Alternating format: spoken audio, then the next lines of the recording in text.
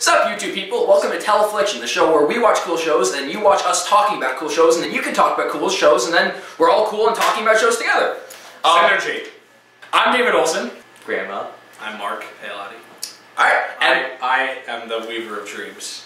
And we just watched episode 10 of season 3 of The Walking Dead, called Home, and let's talk about it. Daryl's back. Yes, yeah, we actually get to see Daryl. He's not gone forever. Daryl did shine as an individual, though, especially when he saw the baby, and he saw this, group of people, and he ran out. His first instinct was, I gotta help these. Merle shines as something other than an individual, but Daryl shines as an individual. No, actually, I think Daryl shines as an individual because he's part of a group. Daryl has actually come out better now that he's been with the other group. You now see that he realizes that is the actual family, not his blood brother. And does the fact that Merle came back with Daryl and helped them out suggest maybe that Merle is a douchebag? He's still a douchebag.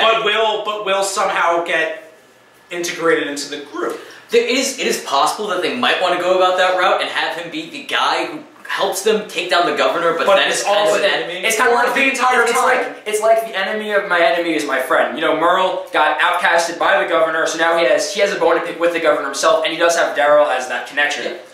The way the group functions right now, they may use him because he's like the enemy, but use him to their advantage and then take care of him after they get rid of the governor situation. I think that the really great thing is that in the end, when the raid occurs, you kind of see that all the characters who are kind of weaving their way in and out of the group are now kind of in a way they get locked in. You see Michonne, who's been living in the bus, she helps out, and because she dealt with that with them, she's now part of it, and Merle holds the same right now. They've all come together over that. He helped save Rick. Yeah. Despite the fact that Michonne is just awful. Awful.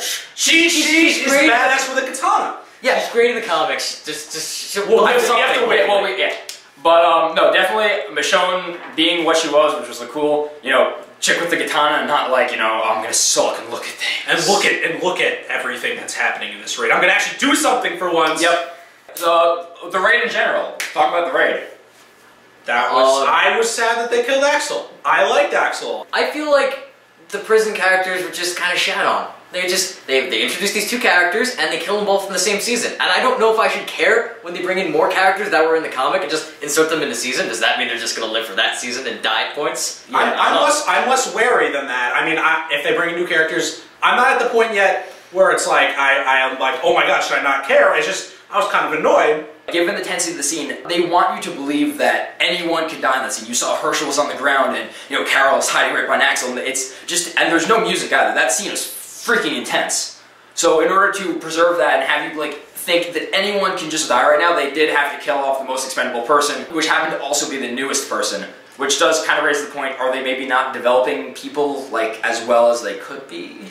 I was kind of hoping that Tyrese would have ran in and been I'm heroic black guy, proving my worth. And did anyone else think that when that truck was driving forward, when you heard it and everyone was oh, what's that? Did anyone else think that was Daryl? I was kind of hoping that would be Herschel's final moment because it would have been pretty cool. But no, because they had in the promo for the next episode. Yeah. Unless of course that was Rick hearing his ghost. Because Rick is hearing a lot. Well, you know it's not now. Let's move on. Speaking of Rick here, that was a great transition. Lori! Yes. Rick is off in the forest having ghost sex with Lori. Yeah, when they cut the camera, we don't know what he was. We don't know what he was doing. It started with a kiss. What happened off camera? Seriously. I imagine he was seducing a tree, and that's why he got all sweaty and made. Maybe that's why Michonne hasn't talked. Maybe she's just these people are just fucked up. I think Michonne watched them. I think that's why she was judging them. But it does definitely keep pushing forward the question: what is wrong with Rick? Why does he think? And when is he going to spiral out of control? Why does he think that there's an answer? He said there is an answer here. Why does he think that chasing Ghost Lori is going to lead him down somewhere? Because obviously he's losing meaning in as far as we can tell, Rick is in his own life, in his personal situation, he's losing meaning in things and is now chasing ghosts. When he was talking to Herschel about that, the religious man, I thought he would try to say something more meaningful. Herschel's lost in that scene in the bar in season 2. He lost his faith. You remember that? Yes, but I thought he would try to say something give him something meaningful as a former Christian. But he kind of really didn't help that much, and really what snapped Rick temporarily back into shape was the act of violence that pursued. Well, seeing that the world around him is real, there's still loss to be had. It's not like the world just crashed down around him and is done and it's hopeless. You see that there's still a fighting chance. That actually, I want to now talk about something. As Glenn tells Herschel, Daryl left and Rick's out of his mind. So Glenn is now the person who is, the next in charge. And I was thinking about that and I realized that what they're also showing is that after Glenn and Maggie got captured and, the governor violated Maggie, Glenn was powerless in that. So now Glenn is someone who feels powerless, he can't fight anything, but he's also in a position of power. That's like crazy pressure on him, and that's what is making him so reckless. I'd like to mention for a second Rick's look at the end of the episode through the fence. Mm-hmm. He is finished with this freaking governor shit. When the governor and Andrew are talking, the governor admits that he thought that somewhere in his head that his daughter could still be saved. Like Milton would, miraculously come up with, here's a cure. Oh, there's still part of them in there. This was my opinion all along. When Michonne killed his daughter, I thought that he was crazy in a way and thought that his daughter was still alive somehow. Yeah.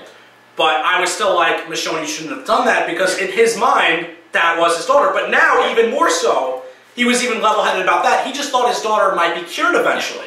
So obviously, it's like you killed his daughter, basically. Yeah. He doesn't have value of life right now. I don't mean him personally in himself, I mean in things. The walkers are not people, they're flesh. Herschel has daughters. Humans are things that slaughter humans. Like, he doesn't value anything. He was still an asshole. He doesn't have totally an asshole. The daughter was what was holding him back. It was the wall of his assholeness. Yeah. She's gone. Yeah. Boom. Yeah. Boom. Right into the asshole. And that's why I think the governor's a great character, because he has some damn good reasons for being an asshole. Sometimes you kind of sympathize with him. There are times where... And it's really, it fucks you up in the head. I mean, I don't want to like this guy. Although he did start the conflict with them. He did. No, he did start that because he fired the first shot. He was, he did start this. He was out for their blood. It's true.